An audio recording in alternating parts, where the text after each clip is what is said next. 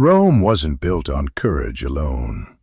It was built on debt. We like to imagine Roman legions as flawless soldiers marching with honor, but behind that glorious image stood a very long list of expenses. Thousands of soldiers needed food, weapons, roads, and pay. Even the horses were expensive. Siege machines? A whole different nightmare. In short, everything cost money. So how did Rome finance an empire this massive? And why does this matter to us? Because when you look at Rome's war machine, you see this. It wasn't just about fighting. It was a financing system coded into the heart of the empire. And once the machine started running, stopping it became impossible. Expansion wasn't a choice anymore. It was a necessity. Just like some things today feel inevitable, right? In the early republic, the army was made up of citizens. Anyone who owned land could be called to serve. People brought their own weapons and went back to their farms after the campaign. But as Rome grew, the wars became longer and farther away. Gone were the days of, "I'll fight for a year and return home." So Rome shifted to a professional army.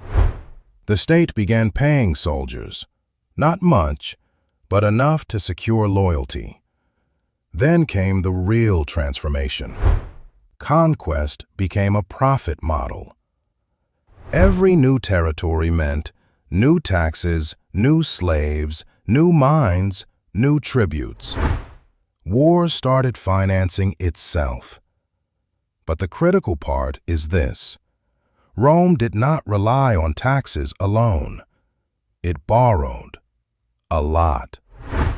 During huge conflicts like the Punic Wars, the state took massive loans from the wealthy. This wasn't charity. These were investors expecting returns. They wanted interest. They wanted contracts. They wanted rights to collect taxes in new provinces. War became an industry. As long as it was profitable, it continued.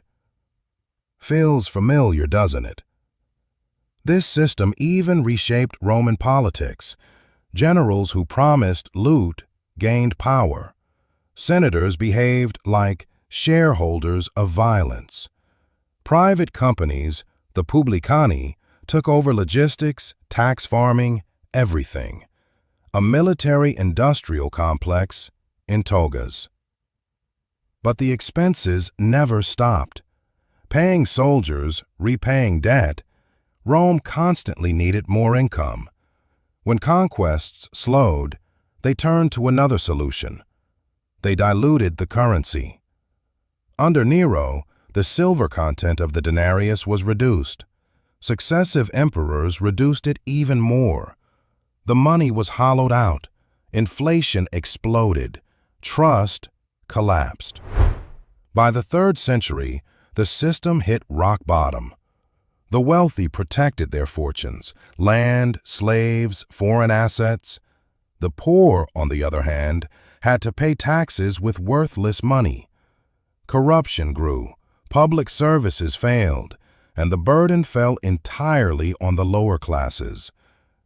This wasn't just a military collapse, it was a monetary collapse.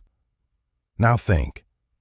Today we see governments running massive deficits, wars financed by debt, central banks printing money, defense companies booming, the rich multiplying their assets, the poor losing purchasing power.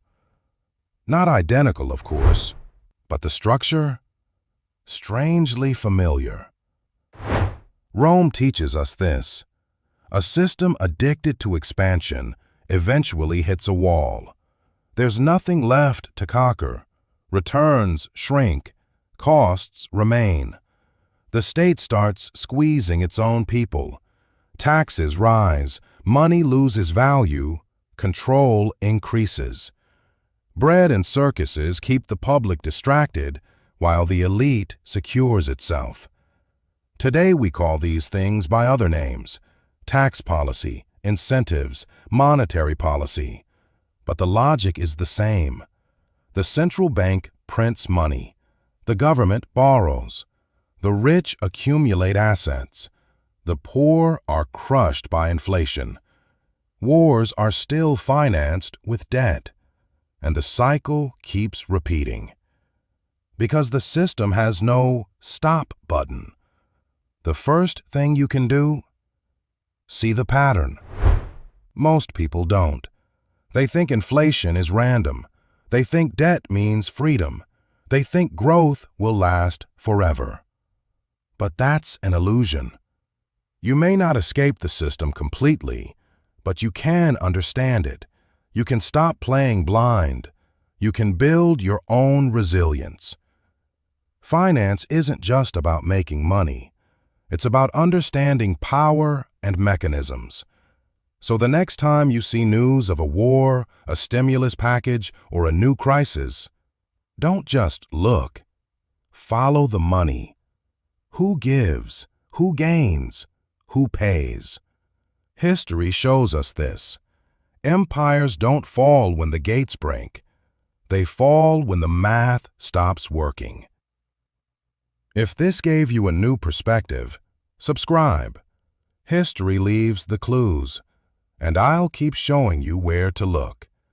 The economic time machine will keep guiding your attention.